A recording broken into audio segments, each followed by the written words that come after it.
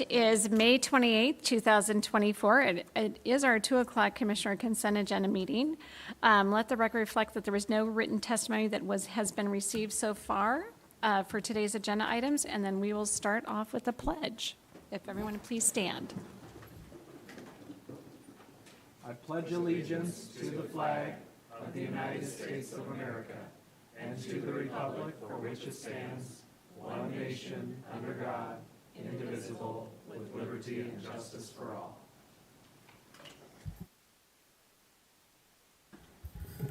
Okay, thank you. That's going to then take us to our open public forum. I do have one person signed up, so if anyone else wants to come up, please fill out the blue form. So I will start the open public forum, and we'll start with Mark Richard. If you'd please come up and state your name and address for the record. Good afternoon. Mark Richard, 4817 East Glen Eagle Lane, Spokane, 99223. Thank you. And just to put your mind at ease, I am not resurrecting from the former county commissioner. Very I good. am different. Okay. Very good. And then you'll now have 3 minutes. Okay, thank you. Hey, I was here to talk briefly about, in support of Tim Kinley, and talk about our election system and what I have observed. I don't know if you all have had the opportunity to take observer training and actually observe the election process. It's been quite interesting. And one of the things that I've discovered, and with everything that's going on, you know, the legislature every year keeps passing new laws in our election system. And as a result of that, the election system in this state continues to get more and more complicated. And there's those that say that requiring an ID is too onerous on certain people. Yet with all the resources we have, I can't believe those few people that have a hard time getting an ID, we can't help them get one. But with that aside, because the election system has gotten so complicated, in essence what has happened is the average man, the average voter, there's no way they can understand the system. That's point one. So you're disenfranchising a majority of the voters, because when I was down there observing, a fellow election observer who couldn't understand the system, it was hard for me, and I have a lot of experience and knowledge in all the technology, let's say. So that's point one. Point two is anytime you make a system more complicated, it's much more easily manipulated. It makes it less secure. And then point three, anytime you rely on outside experts, it's automatically going to be less secure because you can't take charge of them, because the people, the average citizen, is relying on somebody else to secure the system. Does that make sense? So those are just my main points on that, and there's so many other points, but again, they just keep passing these reform laws, and really, truthfully, if we just went back to a very simple system where we vote in person, in precinct, verified easily in the precinct, people in precinct are going to know who's in the precinct, and then accounted before the precinct members so they can verify the count, and everybody's in much better shape. So, Thank you very much. Thank you. Okay, is there anyone else who would like to testify at our open public forum? Seeing no one online, no one in the audience. Third and final call for anyone wishing to testify at our open public forum. Seeing no one, then I will close the open public forum, and we will start with our proclamation. So we do have a proclamation today that I did have the pleasure to deliver last week, in preparation for us voting on this today.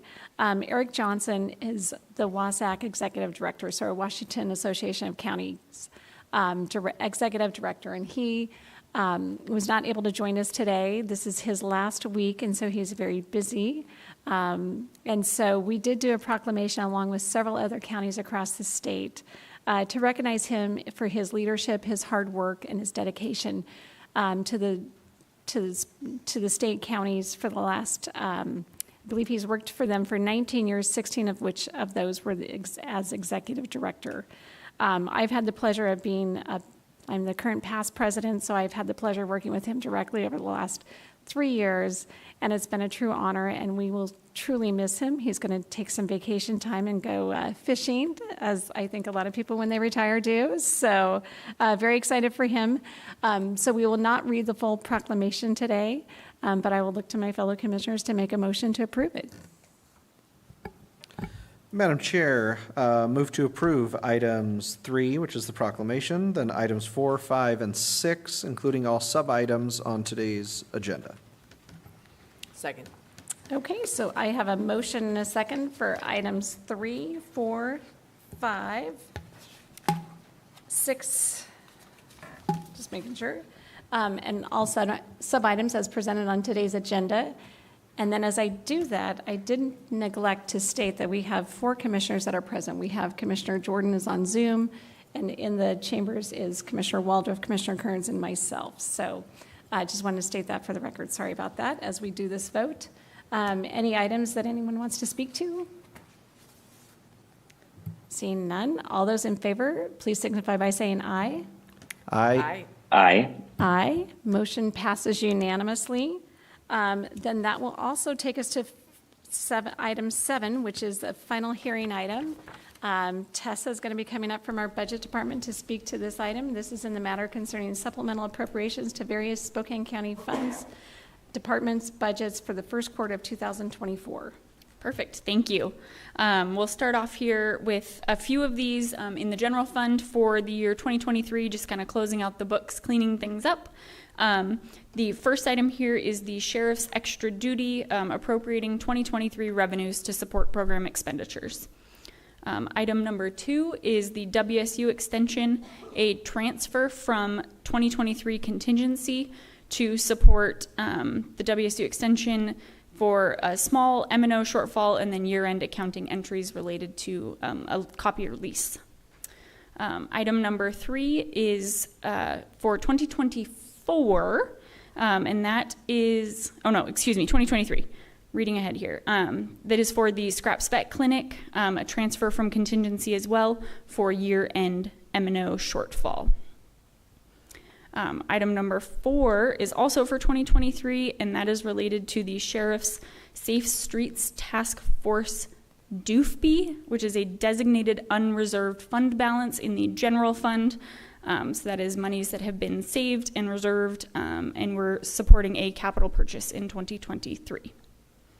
Item number 5 for the general fund is related to 2024 activity, and that is the Sheriff's Traffic Unit is again appropriating those reserved fund balance to support the purchase of a traffic unit trailer.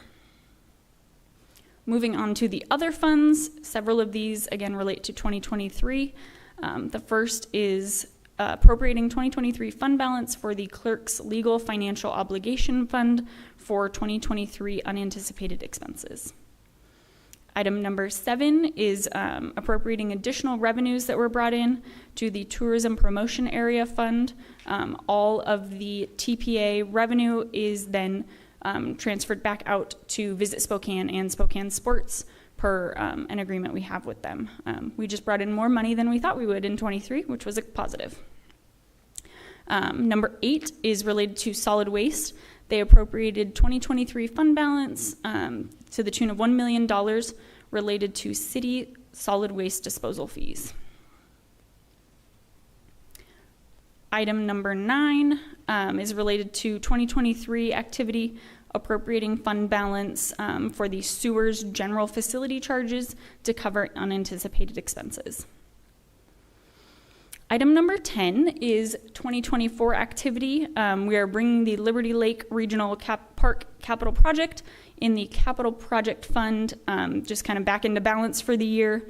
We will be supporting this project with either REIT 1 or REIT 2 as funds allow, based on cash flow from REIT, kind of based on a multitude of other projects and things like that. So we just kind of left a little flexibility there to make that. And then item number 11 on here is various encumbrance rollovers. So this is unspent funds at the end of 2023 that were obligated for purchases that has been transitioned into 2024. There is a chart on the next page that outlines kind of the different general fund agencies and other funds that are increasing in 2024 for this activity. The major items I will point out here for the sheriff, the $4.5 million, a majority of that is related to the Real-Time Crime Center. And most of those funds will be obligated in 2024 as they are ARP-related expenses. The $10 million in non-departmental in the general fund, about $3 million of that is related to ongoing improvements at Avista Stadium. We also have the revenue replacement and ARP indirect revenue in there that we plan to spend in 2024. And then items 12 through 21 are related to various grants and awards that the board has already accepted. Any questions? Okay, any questions for Tessa? Commissioner Jordan, I see you've raised your hand. Thanks, Tessa. Just to clarify on that last one, you said the indirects and revenue replacement, those are also rescue plan stimulus dollars, not from the general fund, correct? That is correct. Okay, thank you. Any other questions? Commissioner Jordan, okay, you lowered your hand, okay. Sorry, I was trying to lower it. No worries. Okay, so with that then, this is a public hearing item, so then I will then open it up for public testimony for anyone that would like to speak to this. So this is item 7 on today's agenda. Seeing no one on Zoom or no one in the audience, second call for anyone wishing to testify on 7A. Third and final call for anyone wishing to testify on item number 7A. Seeing no one in the audience and no one online, I will close the public testimony and then look to my fellow commissioners. Madam Chair, move to approve item 7A as presented by staff. Second. I have a motion and a second to approve item number 7A as presented by staff. Any further discussion? Seeing none, all those in favor, please signify by saying aye. Aye. Aye. Aye. Aye. Motion passes unanimously. Thank you very much. Appreciate everyone's attendance here. Is there anything else to come before us? Nothing for me, Commissioner. Nothing for me as well. Okay, no executive sessions. Look at us today. Very good. Okay, with that then, we will adjourn the meeting and see everybody back next week. Thank you all very much. Bye.